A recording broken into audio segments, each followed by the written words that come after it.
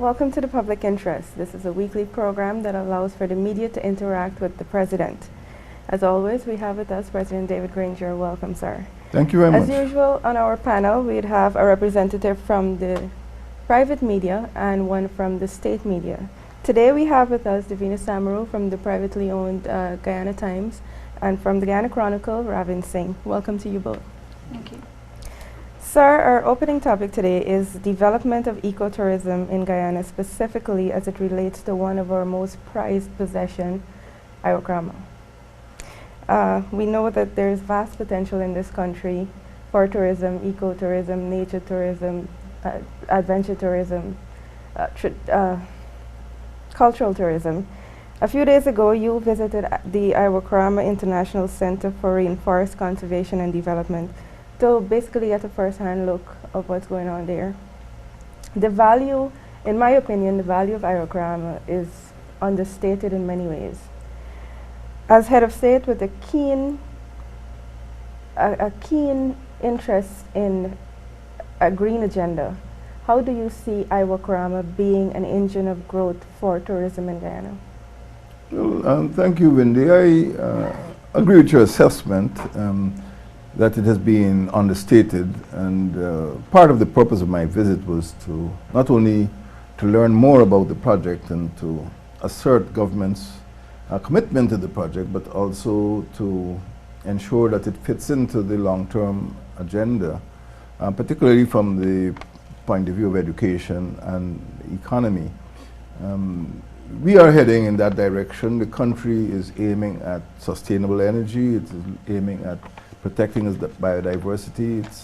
It's aiming at also ensuring that the economy thrives. And part of the purpose of Iwokrama is to teach the world, the Commonwealth, the country, the continent, the Caribbean, how forests could be sustainably managed. So there were many reasons for my going there, most of them economic and partly education and environmental. But Iwokrama, I would say, is the green heart of Guyana. It is the single most important environmental project, and I cannot understate its importance in terms of the economy, in terms of education of our young people, and I hope more young people get the opportunity to go where I went last weekend and see what the real Guyana is like away from the coastline. So it's very, very important. I can't say that I disagree with you at all. A follow-up, sir. You also visited you also check on works at the Fairview airstrip.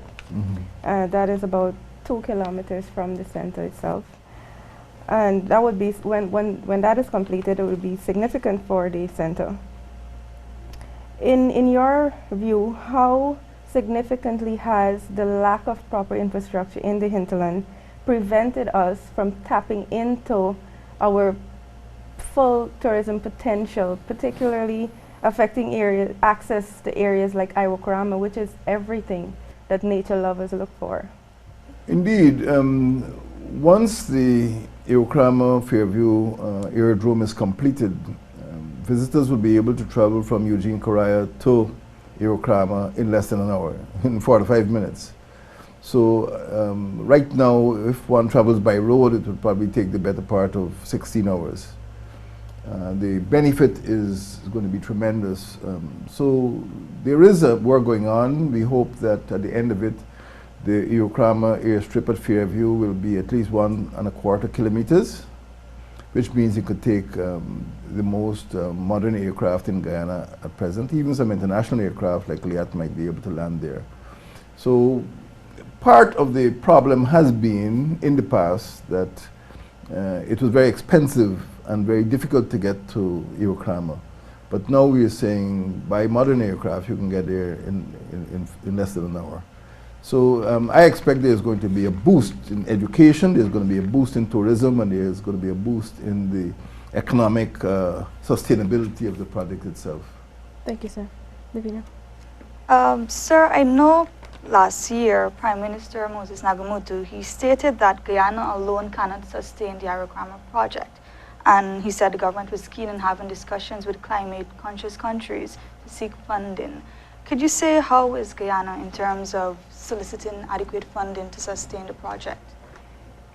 Well, the project has a structure. There's an act. The Prince Charles of England is a patron of the project, and there's a board of trustees. So we are constrained by the law. When the project was originally mooted and when it came into effect, the Commonwealth had a large say in the way it is administered. But it doesn't prevent Guyana from pursuing other initiatives. And what we're doing now is ensuring that more people, particularly from other countries, international organizations, even local businessmen, could get to the project more easily. And that's why the aerodrome is important, and that's why the ability of visitors to access the site is important. Once this is done, I believe that we could rely less on foreign donations and more on our own efforts. Over the last 20 years, and the project is 20 years old, we have relied too much on foreigners. I'm not saying that we shouldn't seek foreign assistance, but over-reliance could be addictive. So, and any addiction, I think, is harmful. So basically, you're trying to move away from funding and trying to see if the project itself can generate its own revenue to sustain its life. You're correct. That is what the government is aiming at. We're walking on two legs. We will continue to seek foreign donations, but also foreign support for our education efforts on the project. So foreign students will come. We're not asking for handouts. Foreign students will come to study the biodiversity, one of the most unique economic and ecological zones in the world. That is the part of the Amazon basin. So we are very confident that the new model that we propose for the project will be a successful model. One of the factors which prevented students from coming in large numbers was the high cost of transportation. There are other destinations which are cheaper. But now, as I said earlier when I responded to Vindy, we can get visitors and students from Eugene Karai Airport to Iwokrama in less than an hour. And that's going to be cheap. They can stay on the center there and study for weeks at a time. So the model we're aiming at in next financial year, financial year 2017, will be more financially sustainable and successful. Sir, last week you said that the International Center for Rainforest Conservation and Development will be used as a project through which people can harvest renewable energy. Could you elaborate on this a bit more and say what our government's plan in this regard, that is to harvest renewable energy? I'm not sure I used the word harvest. Harness. What we could do is promote the use of sustainable energy, particularly solar, and wind and water power. If you stood on the banks of Iwokrama, you'd see the Essequibo River, which is clearly visible. You can literally dip your hand in the Essequibo River. It's always moving, and we can have what they call run-of-the-river hydro. You don't have to have a huge waterfalls or a huge reservoir. So there is possibility of solar generation in Rupununi, and part of Iwokrama is in North Rupununi, that's Region 9. Part is in South Region 8, the Potaro-Separuni region. And rainfall is quite high at this time of the year, but generally speaking, you get about 13 hours average sunlight. So we can have huge solar farms. So my emphasis and my answer to your question will be largely solar and water. Wind is slight because of the heavy forest cover, but I would say that the best opportunities for sustainable energy will be solar and water. Devina. Well, I don't really have any more questions on the topic. On the same issue of ecotourism in Guyana, could you say what space will be created to facilitate the involvement of the indigenous people of Guyana in pushing ecotourism? Well, you can see the nexus between indigenous communities and the zone within which we feel ecotourism will flourish. That is the hinterland. And right now, the Iwokrama Center is jointly operated.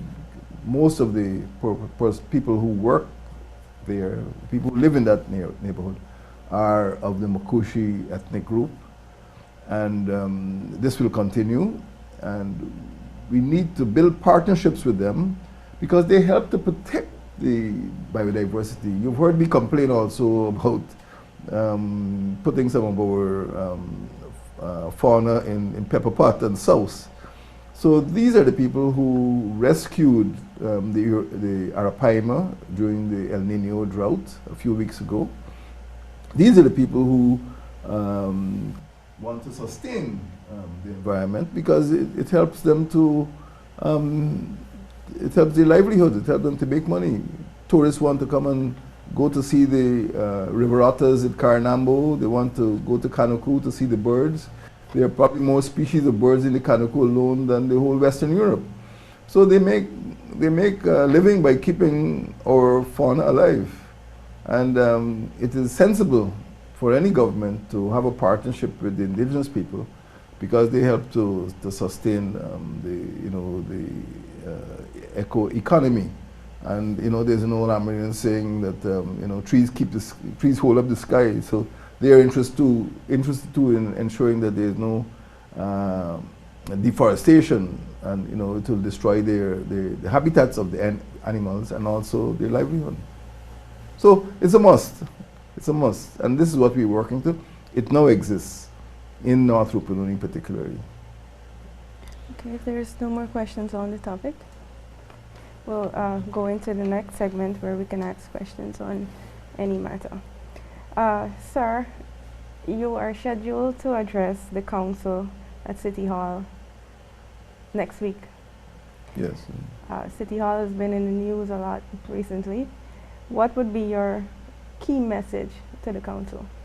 Well, my key message is to continue the work that they initiated last year in terms of urban renewal.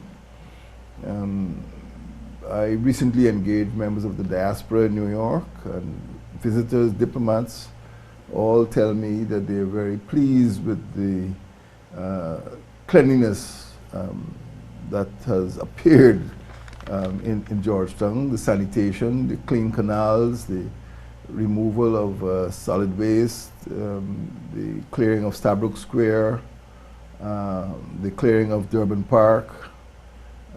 So these are all aspects of urban renewal, and I would urge City Hall next week to continue that. I would also urge them to look at minimizing slums and squatter settlements so that together with central government they embark on a program of housing which can help indigent families and to move out of the blighted areas of the town and go into decent housing. So those are my main areas of focus, one on urban renewal and two urban housing.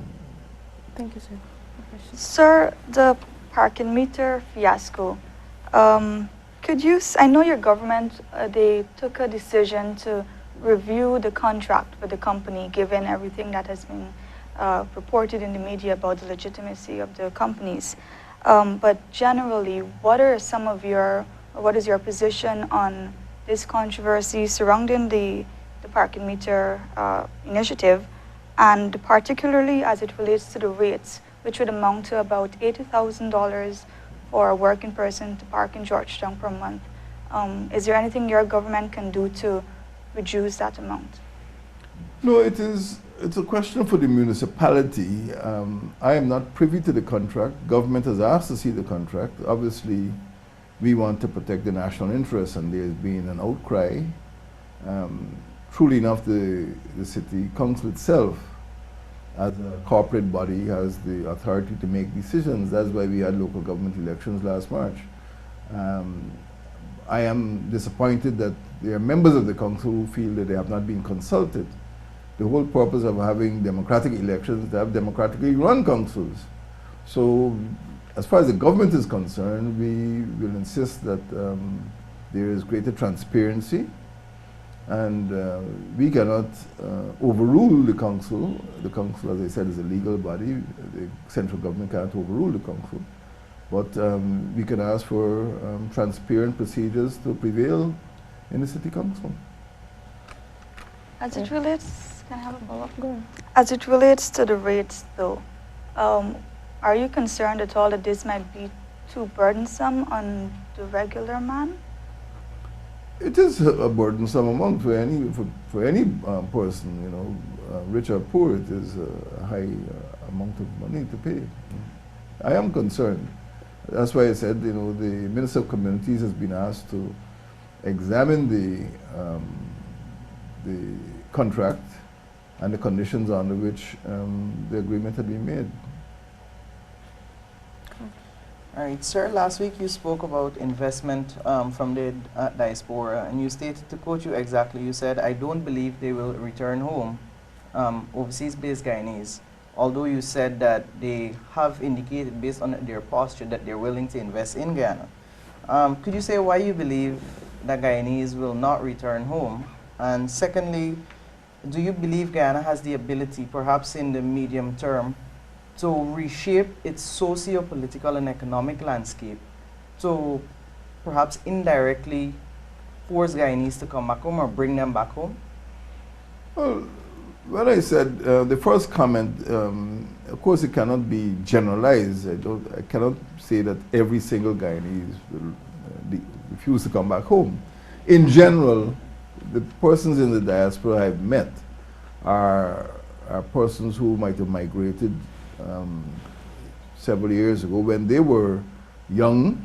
They've got new careers, they have acquired homes, their children are in colleges, and it would be difficult for them to uproot themselves as families to return home. That is what I meant. I mean, there might be a few cases in which people remigrate, and many persons I've met have waited until they retire to draw a pension, then to remigrate. So I think we need to look a little more closely at the meaning of what I said. Some will come back, but many who are not prepared to uproot their entire families might want to invest, and this is what we've been tapping into.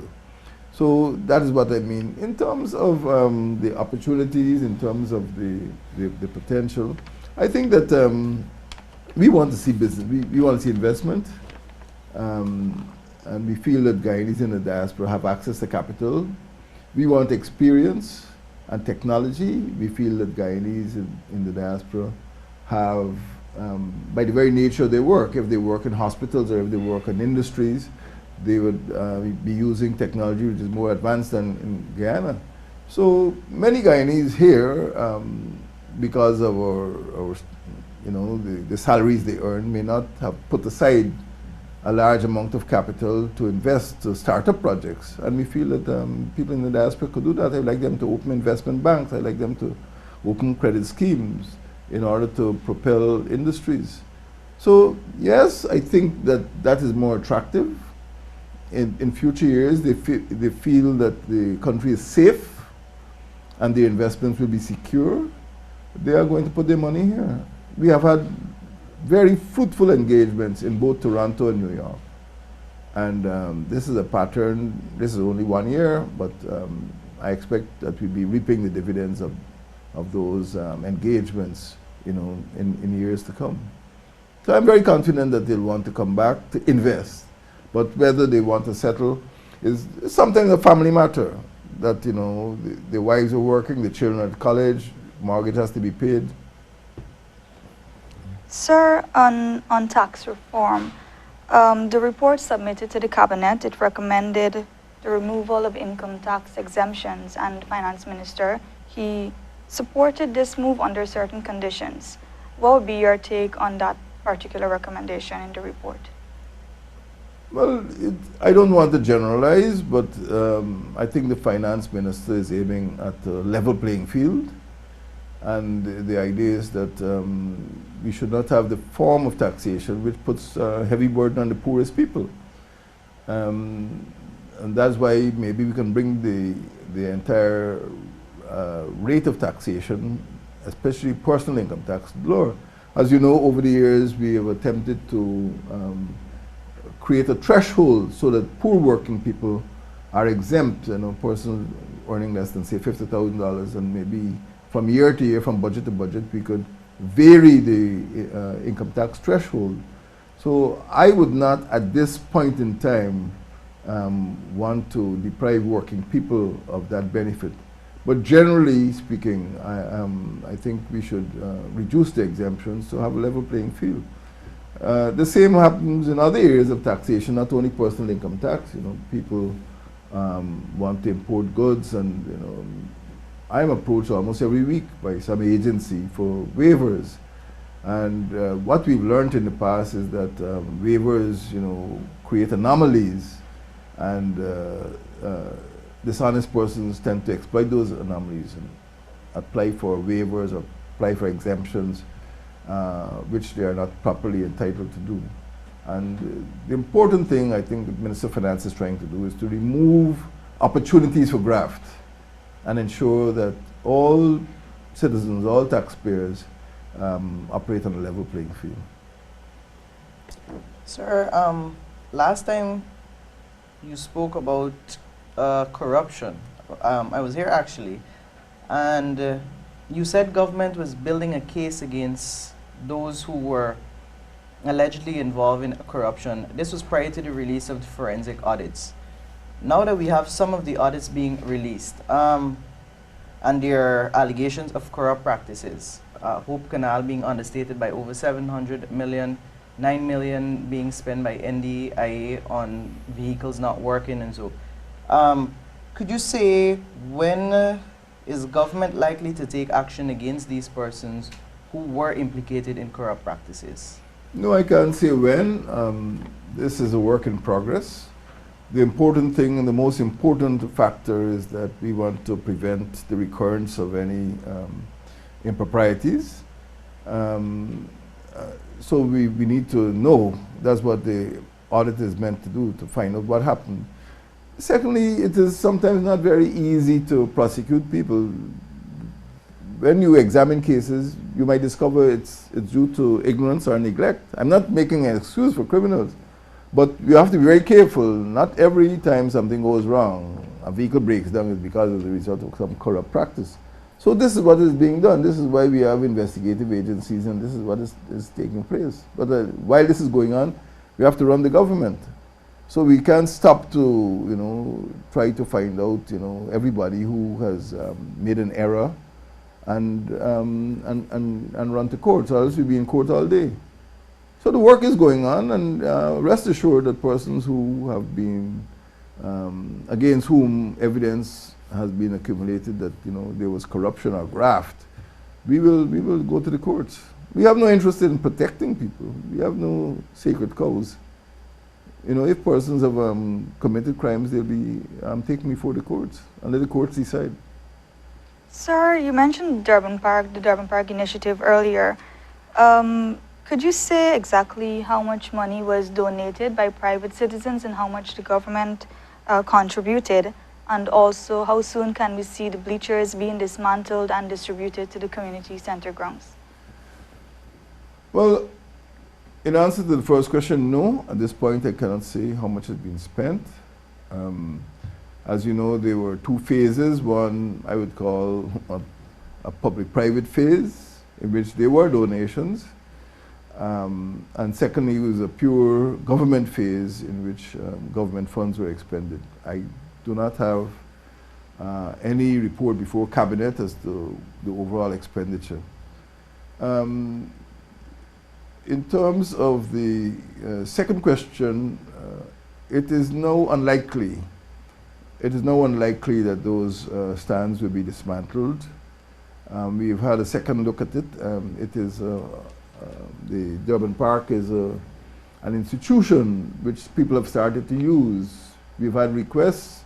The churches have used the facility. We've had other social functions. Parades have been held there. So it is very likely that Durban Park, which is the single largest stadium in the country, will be kept as a place of, you know, for public purposes. And the stands will not be dismantled, but they'll be preserved. The area will be protected against vandalism. and any unsafe practices. The present thinking is that the park will be improved and kept intact as Guyana's major place for public events. So therefore, would any alternative arrangement be put in place to have season arrangements at the community center grounds that were perhaps earmarked initially? Well, that is the next step. We are looking at developing facilities in the capital towns. That is at Lethem, Bartica, Madia, Mabaruma, and Regina, which could be venues for public events. But the concept that you proposed there about dismantling these stands is now literally off the table. Yeah. Could you say whether the government is considering the establishment of a national events department? Yes, I could say so. Could you say if any moves have been made, or if it's just an Yes, idea being we floated? have made moves. We learned a lot of lessons from the independence anniversary celebrations. It is necessary to coordinate the activities of several agencies, for example, the Ministry of Foreign Affairs, if they're visiting dignitaries, and the Ministry of Public Security in terms of security for visitors, and of course the venues, the Ministry of the Presidency, the Ministry of Education, which has responsibility for culture, youth and sport, the Ministry of Communities, which has responsibility overall for the municipality, the city of Georgetown. As you know, Stabroek, Brick Dam, and Durban Park were the three main links in the chain for the float parade. So we're looking at an agency which has the ability to coordinate the work of several ministries. It's a multi-agency department. And yes, you're right, we are looking at a sort of Department of National Events, and we have made progress in establishing that department. Okay, sir, could you provide an update on the outstanding $5 million US dollars owed to Guyana for the sale of the GTT shares? No, I cannot provide an update. The last word was the word that was given by the chairman of NISIL and the Minister of State. We have not located the money, and we have not identified any person who could be regarded as culpable. Well, from here, so I guess the search will be called off for the money? No. We keep on searching. 5 million US is a lot of money. Okay, thank you, sir. All right, that's all the time we have for this week's program. Thank you, Mr. President. We appreciate you taking this time out to sit with us. Devina Samaroo and Ravin Singh, thank you for joining us this week. And thank you, viewers, for watching. Join us again next week.